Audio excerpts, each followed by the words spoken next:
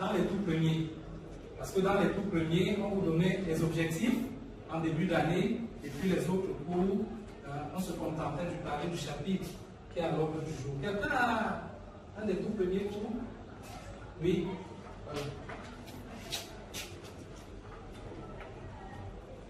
Donc, c'est pour dire à la classe que c'est voilà une manifestation sensible de ce qui est en train de changer. Et vous êtes de la génération de l'approche par compétences, par les compétences. Et vous vous rendez compte que lorsque nous commençons le cours ainsi, c'est comme ce que vous avez vu dans votre lycée. Donc c'est cette méthode qui a fait ses preuves que nous sommes en train de transférer à votre niveau, ici dans l'enseignement supérieur. Merci. Donc aujourd'hui, nous allons nous entretenir toujours dans la deuxième partie, langue et communication, et nous avons créé un chapitre 15. Parce que je voudrais dire à l'intention de ceux qui nous rejoignent que, en fait, le programme de langue française s'arrête ici au premier semestre. Mais pour les besoins de la circonstance, nous avons aménagé un espace et ça nous a permis d'ajouter un nouveau chapitre à la deuxième partie de notre cours langue et communication. Et sans plus tarder, nous allons continuer avec les nouvelles habitudes que nous avons prises, celle de découvrir les objectifs de la leçon et les compétences visées.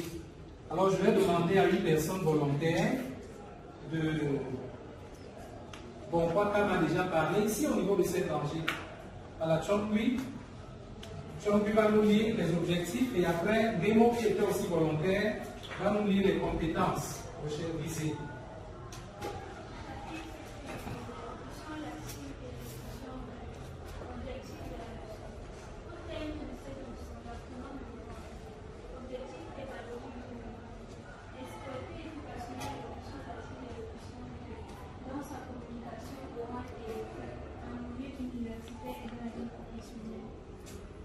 Objectif pédagogique spécifique 1. Identifier des locutions latines et des locutions grecques dans un texte écrit ou oral. Objectif pédagogique spécifique 2. Distinguer les différentes fonctions d'une locution latine dans un discours écrit ou oral. Objectif pédagogique spécifique 3. Utiliser les locutions latines et ou grecques de leur répertoire pour construire une argumentation. Alors, en attendant que... je rappelle, parce qu'il faut toujours rappeler, les objectifs, nous vous les donnons parce que nous aimerions que tout le monde sache dans quelle direction nous sommes en train d'aller dans le cadre du cours que nous faisons. Donc c'est dans ce dessin, on ne lit pas pour lire. Donc lorsque vous lisez, faites attention aux mots parce que les objectifs sont en train de nous indiquer le but que nous visons. Oui, et nous pour les compétences. À la fin de cette leçon, l'apprenant sera apte à lire et interpréter les textes scientifiques et techniques tout au long de son cursus universitaire, sans être perturbé dans sa compréhension par le recours à des locutions étrangères intégrées au patrimoine de la langue française. Par la suite, employer naturellement des locutions latines et des locutions grecques dans les textes administratifs durant son stage académique ou pré-professionnel en entreprise ou dans une administration de service public. Et enfin, renforcer la communication de son organisation auprès du public et des partenaires sociaux en convoquant la sagesse de l'Antiquité gréco-romaine grâce au mini-discours des locutions latines et des locutions grecques afin d'éviter à son organisation des pertes de confiance et d'argent. Merci beaucoup. Alors, comme je disais, vous êtes des familiers de l'approche par les compétences. Et nous voulons établir le lien entre la salle de classe et notre vie en société, notre vie de tous les jours. Et qu'est-ce que vous remarquez dans ces compétences qui sont visées? Elles sont liées à quoi? Oui, vous prenez la parole, oui. Bonjour.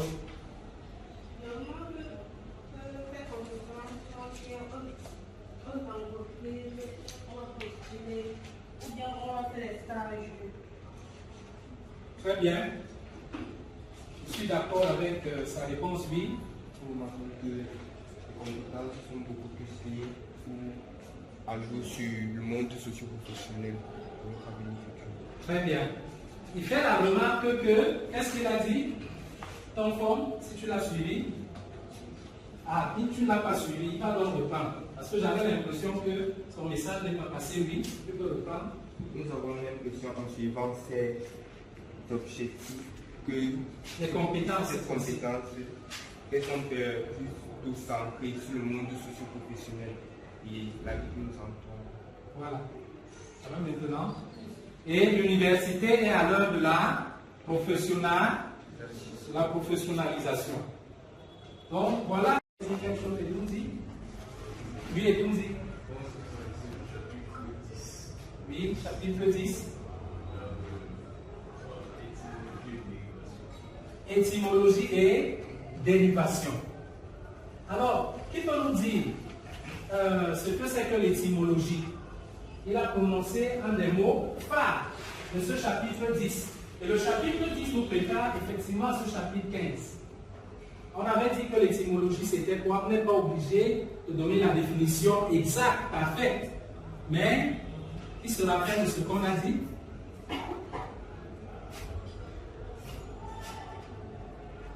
Étymologie. Donne une idée. Bon, oui, débattons. Qui ne sait pas encore exprimer.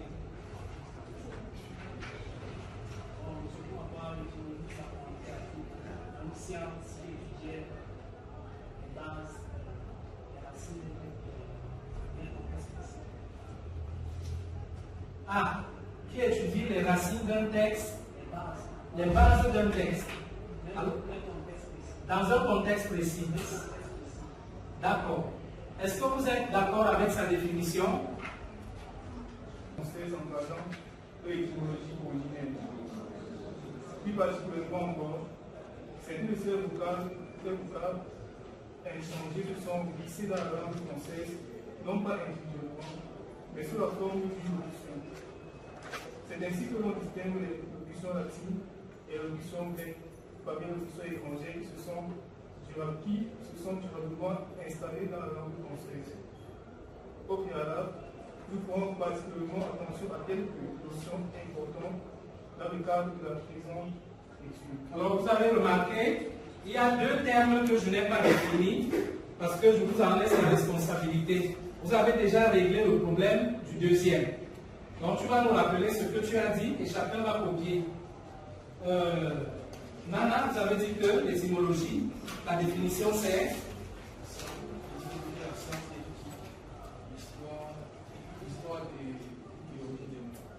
oui, on va dire l'histoire des mots, c'est-à-dire l'origine, l'évolution et la formation. Allons-y, des mots. Donc, science qui étudie l'histoire des mots, c'est-à-dire leur origine, leur évolution et leur formation. Votre fiche de travail dirigée.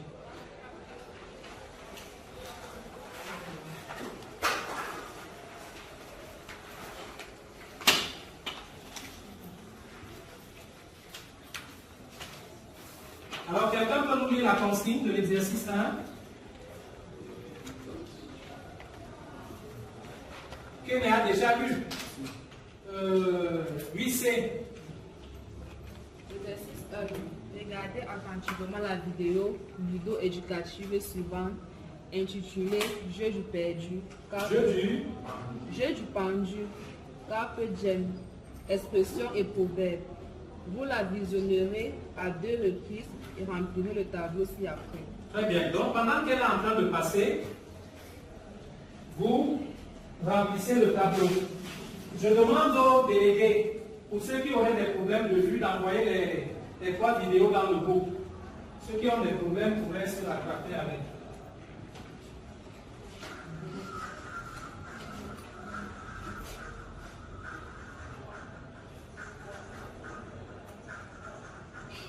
Vous prenez un groupe de 4.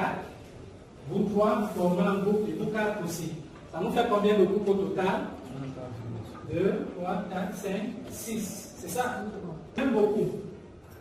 En 3 minutes, ça peut aller. Pour traiter l'exercice 2. Est-ce que Biada peut nous lire l'énoncé de l'exercice 2?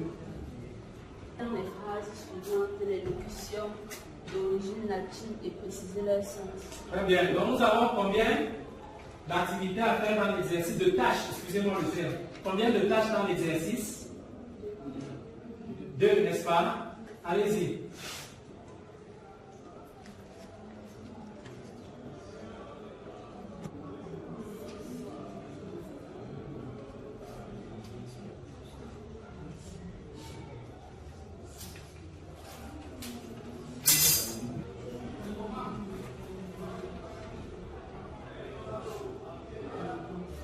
Ne cherchez pas à rattraper quelque chose dans l'exercice 1. Concentrez-vous sur le 2.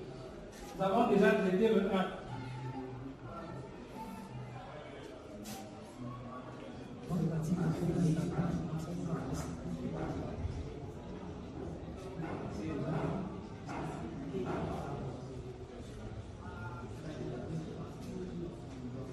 Dans 15 secondes,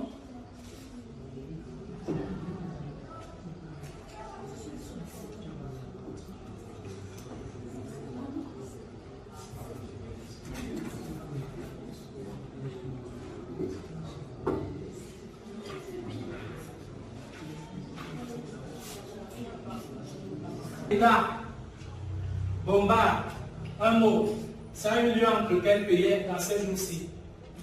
On a au moins 3 exemples sous la main. La Russie qui est entrée avec ses chars en Ukraine, ensuite Israël contre la Palestine, et puis il y a eu l'Inde. Voilà, et c'est un tel acte qu'on appelle un casus belli. Et on nous dit que l'origine du mot, vous avez noté l'origine. Là aussi, elle n'a pas noté. Qui a vu? Est-ce qu'on a donné l'origine? Dans ce cas, non. Nous passons. On suit l'exercice. Oui, Chongui. Le deuxième mot, c'était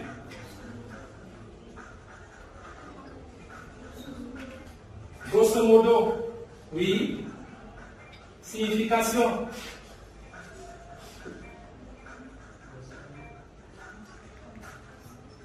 Dans le texte, dans la vidéo, c'est un texte de toute façon, mais il est oral. Oui? Oui, c'est ce qu'on nous a dit, à peu près. Mais ça signifie aussi de manière générale, globale. Oui. Quoi d'autre? L'origine, c'est grossièrement. Merci. Ngemo? A fortiori, signification à plus forte raison, et origine des pays et d'une autre culture avec plus de proches. Très bien, merci. Gemano? Sur ni une part. Avec une Ah, oui, bien. Mea culpa. Très bien. Mea culpa. Oui. Avec une faute commune. Oui. Signification avec une faute commune. Origine, pas ma faute. Pas ma faute. Quand on voit mea, c'est proche de quoi en français? Moi, et culpa, ça donne quoi en français? Par exemple, culpabilité, oui, c'est la même famille que coupable. Mais, je vous l'ai enseigné, non? Ils viennent en français par 2 voies, formation savante et formation populaire. Oui, Edouzi. Une extrême signification de justice. Oui. Attention. Oui, disons, c'est la signification que tu connais, ce n'est pas faux. Mais qu'est-ce qu'on a dit ici dans le... J'ai parlé de texte, j'ai dit oral, qu'il est plutôt écrit dans la vidéo, le texte. Oui. Il y a quelque chose qu'on a écrit là pour nous donner la signification. C'est pourquoi nous ne faisons pas d'invention. On reprend ce qu'ils ont dit. Donné au moment de la dernière minute. Très bien. Au tout dernier moment, à la dernière limite. Nous changeons de rangée. Bien là.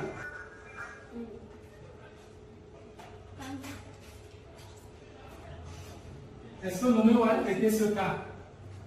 Parce que vous n'y êtes peut-être pas arrivé. On va pas vous en vouloir. Non, je crois que vous êtes en train de sauter. C'est le 7. Votre cas, c'est le 7e.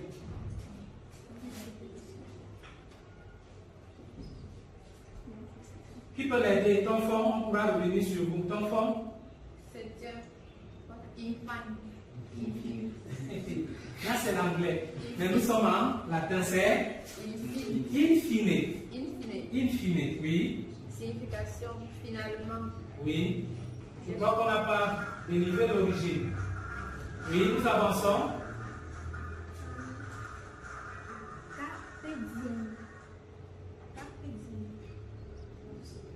Carpe diem n'est pas encore à l'ordre du jour. Nous sommes à la question, nous sommes au 8e mot. Quand vous avez traité carpe diem, patientez, quand on va y arriver, on va vous donner la parole. Qui a traité le 8e? En tout cas, nous sommes en train de suivre. Manu Militari, c'est moi qui suis allé plus vite. Ah d'accord, ok. Oui. Allez-y. Carpe diem. Oui. Profite du présent comme du futur. Profite du présent sans t'inquiéter du futur. C'est origine. Si on n'a pas donné l'origine, vous ne vous dérangez pas. L'origine est assez longue. Le cercle. Lisez. Ce cercle de points. Ah oui, le premier trimestre. À devant. Oui.